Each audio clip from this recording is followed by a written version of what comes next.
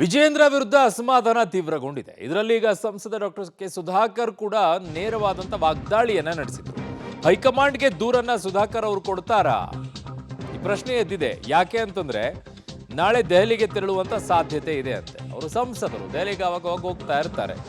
So ಈಗ ಅವ್ರು ಹೋಗೋದು ಕಂಪ್ಲೇಂಟ್ ಅಂತಾನೆ ಹೇಗೆ ಭಾವಿಸೋದು? ಯಾಕೆ ಅಂತಂದ್ರೆ ಅವ್ರು ಮೊನ್ನೆ ಮಾಡಿದಂತಹ ಆರೋಪಗಳ ವಿಚಾರದಲ್ಲಿ ಈಗ ಕಂಪ್ಲೇಂಟ್ ಕೊಡುವಂತ ಸಾಧ್ಯತೆ ಇದೆ ಅಂತಿದ್ದಾರೆ. ಸಂಸತ್ ಅಧಿವೇಶನ ಹಿನ್ನೆಲೆಯಲ್ಲಿ ದೆಹಲಿಗೆ ಪ್ರಯಾಣವನ್ನು ಮಾಡ್ತಾ ಇದ್ದಾರೆ.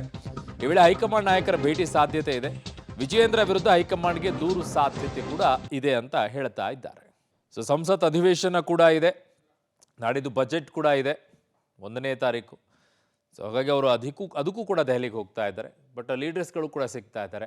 ಈ ಬಜೆಟ್ ಸಂದರ್ಭದಲ್ಲಿ ಸುಧಾಕರ್ ಅವರು ಹೇಳುವಂಥ ಮಾತುಗಳನ್ನು ಕೇಳಿಸ್ಕೊಳ್ಳುವಂಥ ಪರಿಸ್ಥಿತಿಯಲ್ಲಿ ಹೈಕಮಾಂಡ್ ಇದೆಯಾ ಈಗ ಗೊತ್ತಿಲ್ಲ, ಡೌಟು ಅಂತ ಕಾಣಿಸುತ್ತೆ. ಬಜೆಟ್ ಎಲ್ಲ ಮುಗಿದಾದ್ಮೇಲೆ ಒಂದು ವಾರ ಆದಮೇಲೆ ಮೋಸ್ಟ್ಲಿ ಇದು ಒಂದು ಹಂತಕ್ಕೆ ಹೋಗುವಂಥ ಲಕ್ಷಣಗಳು ಕಾಣಿಸ್ತಾ ಇದೆ. ಏನೋ ಒಂದಂತೂ ಬಿ ಜೆ ಪಿಯಲ್ಲಿ ಆಗುತ್ತೆ, ಒಡೆದು ನುಚ್ಚು ನೂರಾದರೂ ಆಗುತ್ತೆ, ಇಲ್ಲ ಬಾಯಿ ಮುಚ್ಕೊಂಡು ಎಲ್ಲರೂ ಕೆಲಸ ಮಾಡಿ ಅಂತಾದರೂ ಆಗುತ್ತೆ. ಎರಡರಲ್ಲಿ ಒಂದಾಗುತ್ತೆ.